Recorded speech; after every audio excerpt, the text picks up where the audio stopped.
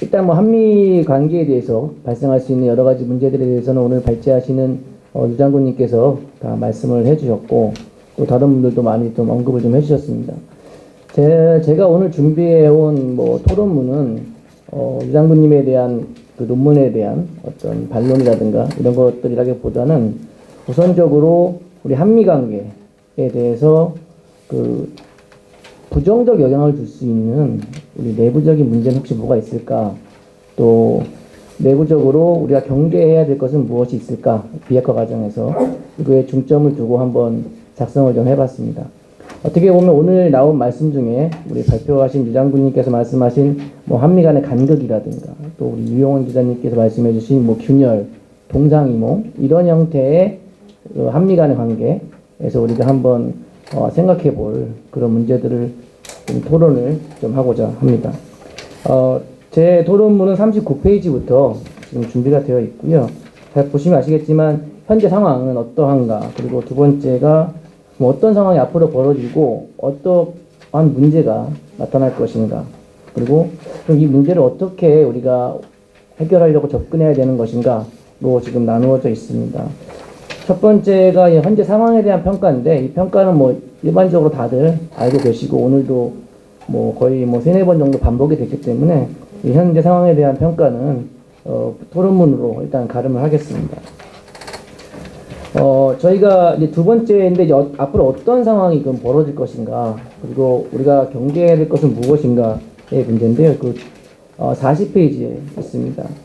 일반적으로 지금 2차 북미 정상회담이 이제 결렬되면서부터 가장 우선적으로 제가 여기에다가 표현한 것은 남남 갈등이라고 표현을 일단 했는데요. 일단 국방의 문제에 있어서도 서로 간에 어떤 쟁점이 이제 커지는 상황이 발생할 것으로 보여집니다. 첫 번째가 이제 국방개혁에 대한 방향성의 문제가 첫 번째로 나타날 것으로 보입니다. 과연 우리가 이 지금 추진하고 있는 국방개혁이 대북 억제력 확보에 큰 문제가 없는 것인가, 이 문제에 대한 또 전반적인 논의가 큰 이슈로 부각이 될 수 있을 것 같고요. 두 번째는 한미동맹에 대한 균열의 문제가 발생할 수가 있습니다.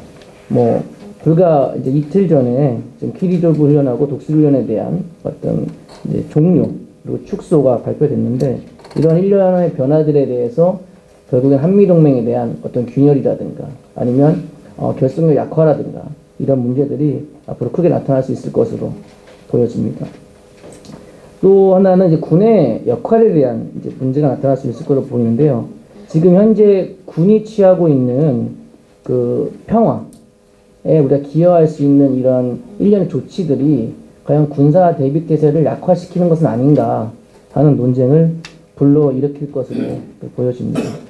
그럼 이런 논쟁하는 과정에서 우리가 과연 경계해야 될 것은 무엇인가, 41페이지에 좀 작성을 해봤는데, 저는 크게 3가지 정도를 말씀을 드리고 가지고 왔습니다. 첫 번째가 성급한 낙관론은 우리가 경계해야 된다고 보여집니다. 뭐 이런 말들을 쓰시는 분이 있어서 저도 한번 써봤는데 국방선도론이라는 말을 많이 하고 있더라고요. 이 뭐 정확한 개념이 아직까지 성립된 것은 아닌데, 군이 어떤 주도적으로 또 선도적으로 한반도 비핵화에 기여해야 한다라는 일단 주장을 근거로 해서 앞으로 우리가 평화 여건을 조성하기 위해서 우선적으로 대비태세를 약화시키는 이런 것을 주장하는 것들이 좀 있습니다. 그래서 과연 이것이 우리 군이 가지고 있는 가장 기본적인 조건에서 이것이 과연 합리적인 선택일 것인가? 것은 뭐 저희가 여기 계신 분들도 마찬가지지만 저도 마찬가지고, 어떻게 보면 군이 국방의 최후의 보루라고 봤을 때 가장 기본적인 개념에 맞지 않는 어쩌면 비합리적인 선택일 수 있다는 것을 경계해야 될 필요가 있을 것으로 보여집니다. 제가 두 번째로 말씀드리고 싶은 것은 이제 위협 인식인데요. 어쩌면 되게 미시적이고 단선적인 위협 인식을 저희가 경계해야 될 것으로 보여집니다. 지금 현재 저희가 보여지고 있는 위협 인식이라는 것이 사실 북한 핵에 대한 어떤 집중함으로써 북한 핵이 없어지면 한국의 군사적 위협도 전체적으로 소멸될 수 있다라는 이러한 단선적인 위협 인식을 가지고 있거든요. 그렇다 보면 이 위협 인식이 좀 진화되다 보면 북한 핵이 평화적으로 해결되는 과정이 우리 한반도 안보에 있어서의 모든 위협을 소멸해가는 과정으로 이렇게 갈 수가 있기 때문에 이건 단선적인 위협 인식이라든가 아니면 북한의 이꼴 한국의 전체적인 위협이다. 이러한 위협 인식을 좀 경계해야 될 필요가 있을 것으로 보여집니다. 세 번째는 이제 국민들의 안보의식에 대한 이제 저하 문제인데요. 제가 이거는 이제 저희가 재미있는 통계치가 있어서 좀 몇 개를 갖고 왔는데 사실 보시면 지금 한국의 전반적인 안보 상황이 안정적이다 라고 평가하는 국민 2018년 말을 봤을 때 38.8% 정도가 나왔습니다. 불안정적이다라는 응답은 26.8%였고요. 뭐 이 정도만 해도 좀 어느 정도 뭐 우리가 생각해 볼 수 있는 그런 수치였는데 사실 이게 2017년도 수치하고 비교해 보면 사실 2017년도에는 10.6% 정도만 안정적이고 나머지 60% 이상은 이제 불안정적이다라고 이야기를 했거든요. 어떻게 보면 지금 국민들 사이에서 우리가 흔히 얘기하는 핑크빛 예측이라는 것들이 지금 안보의식에 크게 작용을 하고 있습니다. 그리고 이런 안보의식이 우리 국방이라든가 아니면 한미관계에 있어서 부정적으로 영향을 줄 수 있는 가장 기저에 있는 문제점들이 될 수 있다고 여겨집니다. 이와 연결 42페이지 보시면 이와 연결된 또 다른 설문조사 결과가 있는데요. 그럼 미래 안보 위협 요인을 어떻게 우리가 줄일 수 있을 것인가? 이 방법에 대한 문의를 한 것인데요.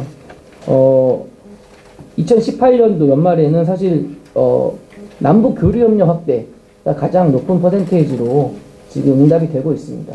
사실 그 전까지만 해도 확고한 군사 대비태세 확립이라는 것이 가장 중요하게 취급이 됐었거든요. 그리고 이러한 의식들의 변화가 우리가 지금 우리의 정책이 군사 대비태세를 약화를 받아들이는 형태로 발전할 수 있는 그런 의미가 있다고 보여집니다. 결국은 제가 세 번째로 경계할 것이 그래서 국민 안보의식이 저하되는 것을 우리가 경계해야 된다. 이런 말씀을 뒤로 가져왔습니다. 그러면 어떻게 우리가 이 문제들을 우리가 해결할 수 있을 것인가? 이제 그걸 한번 생각을 해봤는데요. 그것도 한 네 가지 정도로 제가 이제 말씀을 좀 드리려고 합니다. 첫 번째가 이제 요즘에 최근에 나오는 이제 언론도 마찬가지고요. 이런 세미나에서 발표하시는 분들도 마찬가지인데 국방이 외교적 해결에 기여해야 된다라는 말씀들을 많이 하시는데 저는 이제 그러기 위해서 이제 군사 긴장을 좀 완화시킨다라는 기사들이 많이 나옵니다. 사실 이번에 나왔던 키 리졸브 훈련이라든가 독수 훈련을 지금 종료하거나 축소하는 이것도 사실 그런 식으로 해결해가는 분석들이 꽤 있습니다. 근데 제 생각은 사실 군사 분야에서 외교를 뒷받침하기 위해서는 사실 군사력이 더 강해져야 된다고 생각합니다. 적의 입장에서 외교적인 길 이외의 길은 없다라는 것을 인식시키는 것이 국방이 외교에 기여하는 길이다 라고 보여지기 때문에 사실 국방이 어떠한 컨셉을 가지고 가야 되는지를 다시 한번 명확하게 볼 필요가 있다라고 여겨집니다. 근데 국방이 그렇게 강력하게 되기 위해서는 국민들이 국방에 대한 신뢰를 좀 많이 가져야 되는데 사실 이거 제가 말씀드리기가 좀 애매한 국방부에 대한 신뢰도인데 43페이지 보시면 국방에 대한 신뢰도가 그렇게 많이 높지 않게 나오고 있습니다. 이런 것들을 어떻게 보면 국민에게 우리가 신뢰를 받을 수 있는 국방으로 나아가는 정책적 방향성을 가져야 되지 않을까라는 생각을 하면서 첫 번째 말씀을 좀 드렸고요. 이제 두 번째 같은 경우에는 이제 한미동맹 균열에 대한 문제입니다. 앞에서 유 장군님께서 많이 말씀을 해주셨기 때문에 저는 뭐 길게 말은 안 하겠지만 사실 이 한미동맹이 얼마나 중요한지 그리고 우리가 지금까지 계속 내왔던 연합지휘체제라든가 방위분담금이라든가 유엔사 역할 이런 것들에 대한 확고한 재정립 그리고 이거에 대한 우리 군의 스탠스 이런 것들을 좀 명확히 해줘야 사실 이거에 대한 흔들림이 없고 또 우리끼리 아까 제가 말씀드린 국방과 관련된 남남 갈등을 최소화할 수 있기 때문에 이것을 좀 재정립을 확고히 할 필요가 있다라는 것이 두 번째 드릴 말씀이고요. 세 번째는 아까 허남성 교수님도 잠깐 말씀을 하신 건데 사실 저희가 학문적으로 저희도 국제기구라든가 다른 것들을 이렇게 연구하면서 많이 하는 말인데요. 한 번 없어진 제도를 다시 만드는 것은 매우 어렵습니다. 그래서 일반적으로 저희가 나토를 예를 들면 나토도 사실 소련이라는 군사적 위협 때문에 발생한 동맹인데 이론적으로 보면 그 동맹이라는 것은 위협이 없어지면 동맹도 없어지는 게 사실 이론적으로 가장 기본적인 설명인데 사실 지금도 계속 유지가 되고 있고 또 확대되고 있지 않습니까? 그런 이유가 사실은 하나의 제도가 없어지면 그것을 다시 만들고 하는데 시간이라든가 비용적인 것들이 사실 많이 듭니다. 근데 지금 저희가 또 하나 봐야 될 것이 지금 계속 무언가를 좀 없애고 있는 과정에 놓여 있다는 것이죠. 특히 국방에 관련된 것들이. 그러면 혹시 만에 하나 이것을 없앤 것을 되돌릴 필요가 있는 상황이 벌어질 경우에 다시 없어진 제도라든가 훈련이라든가 이런 것들은 다시 만들기에는 상당한 어려움이 있을 수 있습니다. 예를 들면 저희가 지금 이번에 그 훈련 축소 폐지 때문에 한반도에서 이제 전략 자산이 전개되는 것은 사실상 어려워졌다라는 말들을 많이 하는데 전략 자산 전개가 새롭게 필요한 상황이 발생할 경우가 되면 저희가 그런 결정을 하게 되면 이제는 북한뿐만 아니라 주변국도 그거에 대한 이제 우리가 흔히 얘기하는 주판화로 계산을 하기 시작하는 거죠. 그럼 주변국이 그거에 대한 반대를 할 수도 있는 겁니다. 그렇게 되면 저희가 다시 되돌리고 싶어도 되돌리지 못하는 상황이 될 수 있다라는 것을 말씀을 드리고 싶습니다. 뭐 이미 시간이 많이 지났는데 마지막으로 아까 제가 말씀드린 저는 국민들의 이 안보의식 강화를 시키는 것이 가장 급선무라고 보여집니다. 제가 안보문제연구소에서 이제 센터장직도 수행하고 있는데 저희가 계속 국민들의 의식을 조사하다 보면 확연하게 많이 지금 떨어지고 있습니다. 안보의식 수준들이.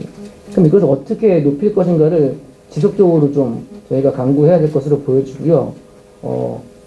정말 진짜 우리 아까 이정민 말씀하신 것 제가 가장 공감하는 게 위협은 변하지 않았다는 거. 이것을 정말 명확히 해줄 필요가 있습니다. 핑크빛 예측을 하는 것도 좋지만 물론 저희도 다 평화를 바라지 않습니까? 평화를 바라더라도 위협이 변하지 않는다는 것을 명확히 인식을 시키고 또 한미동맹이 균열이 되면 이것이 우리 안보에 어떠한 치명상을 줄 수 있을 것인지 이런 문제들에 대해서 국민들에게 투명하게 알리고 그렇게 함으로써 국민들의 안보의식 수준을 지금보다는 훨씬 높여 놔야 된다고 생각을 합니다. 그런 노력들이 앞으로 우리 국방 분야에서 또 국방부라든가 아니면 이 관련된 뭐 일을 하시는 분들이 앞으로 우리 그 안보를 더 강화하는데 그 중점을 두어야 될 사항이 아닌가 생각합니다. 네, 이상입니다. 북한 위협은 변하지 않는데 장밋빛 낙관론으로 국민 안보